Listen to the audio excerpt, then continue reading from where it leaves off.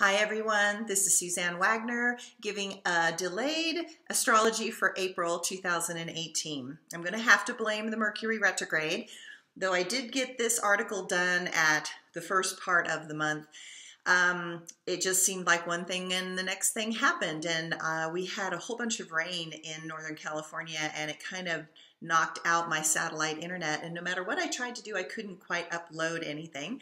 So I waited until I got to Salt Lake City, Utah, and I'm at my friend's beautiful house, and I get to use their amazing internet. So thank you for being patient. I know a lot of you were asking like, oh my gosh, are you okay? Is something wrong? And that was very, very sweet, and I really appreciate it, but I was okay. I just couldn't seem to upload anything. So I'm sorry for being late this month with the article. There's a whole bunch of things that are preparing to shift. Believe it or not, we're in the 6-week period where Uranus has been in Aries for 7.5 years, and it's preparing to leave on May 15th.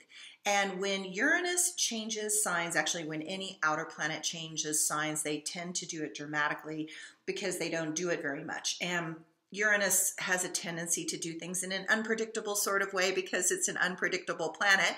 And so we are in that 6-week period where Uranus is preparing to shift out of the individuality of Aries, and it's going to shift into the financial arena of Taurus. Now, this happened in 2011, and so I'm going to use this as the example when Uranus went into Aries. And I'm using this as the example so you can kind of understand what we're potentially going to be going through. When Uranus was preparing to leave Aries, we had the Islamic Revolution start because Tunisia blew up, then Egypt blew up, then Mubarak was ousted. Then there was the tsunami and earthquake in Japan that caused the nuclear incident. And then there was the North Korean leader died and the saber rattling as the sun took over. And so I give that as the example because it's chaotic and, you just think, oh my gosh, what can one more thing happen? And I know everyone is feeling like, Suzanne, I can't handle one more thing happening, and I wish I could fix that, but I can't fix that because we are going into an astrological cycle that is going to be intense no matter what we try and do. But it's important to kind of just take one step at a time when trying to figure all these things out. So when trying to understand how an unpredictable planet is going to behave as it goes into Taurus is anyone's guess, but we have a few clues. So Taurus rules money systems. Taurus rules banks. Taurus rules the financial institutions. Taurus rules the stock market. Taurus rules the US dollar and currencies. So the disruption, because Uranus is a planet of revolution, revelation, and change, you can anticipate that there is going to be this transition as we shift into a new type of money system, which could very easily be the Bitcoin things or, how people are not trusting banking systems or even the stock market. And so we might create new financial systems. I don't really know. I mean, that's the hard part of being the astrologer psychic. I mean, you look at it and you go, I have no idea what this is going to be, but I know it will be dramatic and I know it will be intense and I know it will, I imagine it will shift the world's money systems and have a major impact on everyone. Now, Uranus being in Aries has been about bringing forward the power of the individual. And that's going to change. But, as we look at this, I mean, has the power of the individual really been the best thing? For some levels, yes. I mean, we've had the Parkland students standing up and saying no more. We have a lot more protests and a lot more people speaking out, which I think is really, really good because in order to create change, you have to stand up and you have to do something. But there also are the more negative qualities of Uranus and Aries that are much more revealed at this point, such as stubbornness, rebellion, just for the sake of rebellion without any logic, plan, or real strategy, leaders that have no logic, plan, or real strategy, and people that choose being right over the truth when it's staring them in the face. It's like, I'm going to do it my way. It's very Aries. No matter what anybody thinks, I know I'm right. I'm not going to take any more information in. So I want you to take a look at how you're dealing with that energy personally, people around you, all that. So perhaps that awareness can give you a greater insight and growth as you start to move with the Uranus going into Taurus. Now, it's time to look at some long-term goals and directions, because the day-to-day stuff is going to be in a great deal of flux probably for the next 2.5 years for sure. For this year, definitely. And this is the moment when you want to put the time and energy into the places at work where you will get noticed. It's very important to kind of ground in and make sure that you are in a financially secure, stable, and safe place as this unpredictable stress starts to happen in the financial institutions. So, just take an honest look, like get rid of your debt, pay off some bills, give yourself some wiggle room, tuck some money away, do whatever you can to have a very level-headed and cautious planning strategy as we move forward. So it's also important in times of great stress and hardship that you have stable relationships with people that you can depend on, that are consistent and practical and show above all extreme loyalty to you, and that you trust them. Okay, so we want the people around us right now that we know will stick with us through times of challenge and difficulty, because none of us can really do it alone. We're all going to need each other for support and clarification. And this astrology is going to continue to confuse, twist, strain, and convolute. So it's important to kind of just know that and figure out how best to handle it. So the metaphor that I was playing with this month is that it's like the world has Parkinson's disease. And please understand that I'm not, trying to embarrass or anybody who has Parkinson's or anybody who has somebody in their life that has Parkinson's, because it's a horrible disease that creates instability and shakiness. And notice that there's just so much instability in the world right now, and there's so much shakiness that is requiring, so much focus and effort for the smallest of things to get accomplished. And if we continue this metaphor, you want to look at Parkinson's disease as a dying process and an aging process. As is with most Parkinson's, people tend to be older. So astrologically, the U.S. chart is in a dying process because of a Pluto transit.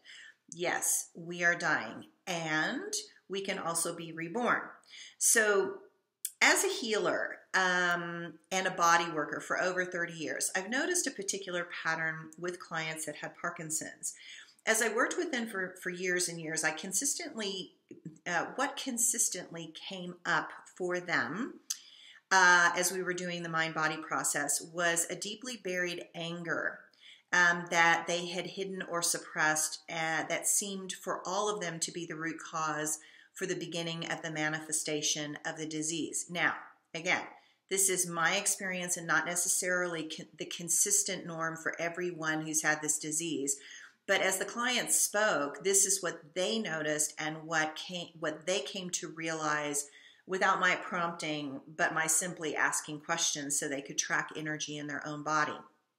So it's so obvious right now that there is a deep, deep anger that is in the world, that is in America. And it's almost as if nobody really grieved from the Civil War and the huge conflicts that caused, and the breakdown of families and the separation of families and the arguing and the stress and the strain. It's like no one ever grieved, and so no one ever healed. And that wound has festered. And that festering of that wound has now reemerged in a newer, more toxic form, just sort of like a virus that has sort of mutated. So the U.S. chart is in a Pluto transit, and cultures have a tendency to change every 300 years. So, Rome lasted 300 years. The heyday of the Incan civilization lasted 300 years. So there's these 300-year cycles that cultures go through, and the U.S. is in that 300-year cycle at this point. So everybody seems very angry. The world seems very angry. The animals seem stressed and upset. And there's too much garbage floating in the ocean, and animals are being killed ruthlessly by crazy humans that can't respect life. And, you know, there is a lot of dysfunctionality that is in humanity right now, and a gross negligence for the caring of this beautiful world. And this is a lesson in not getting distracted by the fear and the upheaval that is happening globally. So it's really hard to stay focused and try and figure out what you can contribute to, what you feel karmically compelled to contribute to, and then help there and work there and put your money there and try and make a difference there. So just remind yourself that you are living probably one of the most powerful moments in history. And all this transition of this size and impact is going to challenge everybody. And everyone is going to have to weather it one way or the other. So getting into the nitty gritty of the astrology goes as follows. If you wait too long and you want to file your taxes at the last minute, be sure to double check your work. After all, Mercury is still retrograde. Okay. The wounded healer teacher Chiron moved into Aries will move into Aries on the 17th.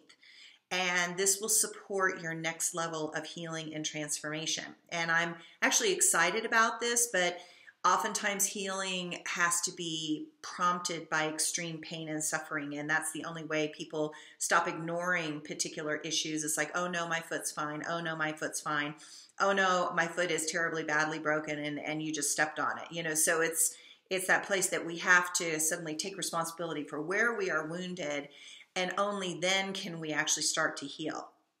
So Chiron is briefly in Aries over the summer, and then it goes retrograde and it goes back into Pisces to show you what is incomplete from 2011. So slow and steady is going to win the race right now.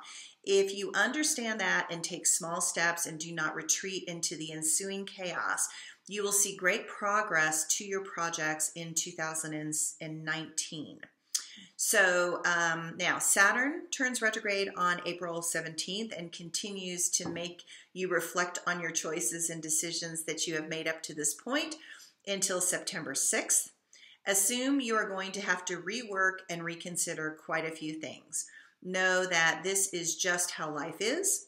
You make choices and then you have to unravel that matrix and reweave certain patterns into places of more clarity and ease. Venus in Taurus is going to make you work for it and work hard. So you might as well put your work boots on and your work gloves, because this is going to be a bumpy summer. But it is going to support you in the long run. Venus is in Taurus until April 24th, giving you much needed grace, which will help in the manifestation of your emerging dream. And then she's going to move into Gemini on April 24th, and you can expect to have more fun at that point. Jupiter is pushing you to go big since October of 2017, as it is in Scorpio. But to do that, you have to also go deep inside and deal with the emotional patterns of dysfunction that need to change, which is why it's in Scorpio. So Jupiter is expanding the tools of Scorpio, and Scorpio is about the abyss and the underworld and the things that you hide and the deep emotional pain and wounding. Now, Jupiter goes into Scorpio. Jupiter in Scorpio is about healing and cleansing you on some profound level. So yes, it's going to be uncomfortable, but it's going to be necessary. Saturn is going to saunter through Capricorn for the next 2+ years, and it is reminding you to get grounded, get serious, and deal with what you have been avoiding in your psyche. It shows you where you have been frozen and stuck. Saturn forces you to look at the long-term gains or losses by your actions or inactions. This is a very good perspective shift that I am grateful is happening, because we have so many in power that only look at their own short-term gains and how they can bleed this country dry and take all of its resources for themselves. Now, it's not just us, it's also in South Africa, it's all the way through Africa. There are a lot of totalitarian leaders right now that are causing tremendous damage to the environment on a multitude of levels. And there's just going to be consequences for that. You know, I'm sorry. It's just like no matter what anybody likes or doesn't like, there are consequences to all actions. Saturn goes retrograde on April 17th and reveals some very deep and dark stuff in your core that may not be the most pleasant to see. This retrograde is essential to make you get back in control of your financial picture. Pay off that debt. Deal with those underlying health issues that you keep pushing under the rug and don't get checked. And learn to hold appropriate boundaries that support your growth with other people. You're going to need all the energy that you can have for yourself. So extraneous stuff, people putting energy into people that are not getting it, refuse to get it, is a futile effort. You should not be doing that at this point. The next 2 years are going to require tremendous patience and self-discipline. This month, it is time to change your way of thinking. Chiron in Aries is trying to help you cut a new path in this chaotic reality. Uranus is shifting in May into Taurus and is also trying to get everyone into a more grounded approach to dealing with conflicts and disruptions. The last time Chiron was in Aries, Martin Luther King was assassinated. Pollution in the Cayuga River was so severe and toxic that it caught on fire. And the disease AIDS, HIV, reared its ugly head. So out of this trauma and upset came a powerful healing and laws for civil rights, clean energy, and focus on health, research, and medical treatments, and all these were rejuvenating. This is where we are headed, regardless of the chaos of our government, that our government seems to be implementing and intentionally provoking fear to attempt to control the freedoms of this great country. It's not going to work. The astrology at least is clear about that. I'm super grateful about that part. What is great about this month is that you will finally have to realize that even if you do not change, the world is changing drastically around you. And whether you like it or not, whether you resist it or not, the world is taking a new trajectory. And those that refuse to move will be left behind in misery of their own making. Stubbornness will actually not get you anywhere under these aspects. Get ready because the real work is about to begin. It is going to take all you have been and all that you have become to shift with this tide of transformation. These aspects are going to shift how humanity wants to live, the priorities for life, the requirements for the life, and what we need to do to get there. The high prices and ridiculous costs that make the rich richer are going to be, for some, too much, and you will see a return to the earth in simpler ways. The small house market is going to boom. The communities, small house communities are going to pop up with friends and family all coming together to share costs and expenses. I would love to say that the politics are going to be some sort of manageable reality, but that is not what the global astrological shift is pointing towards. This is global. It is not national. I know we get bogged down in our own national stuff, but this is actually global. Therefore, there are going to be a lot more dramas and upsets before we are done. But Uranus and Taurus brings us back to a more practical and durable solution rather than this egomaniac, selfish, all about me perspective of Aries. I do look forward to that shift. Thanks everyone for putting up with this being late. Take care. Bye.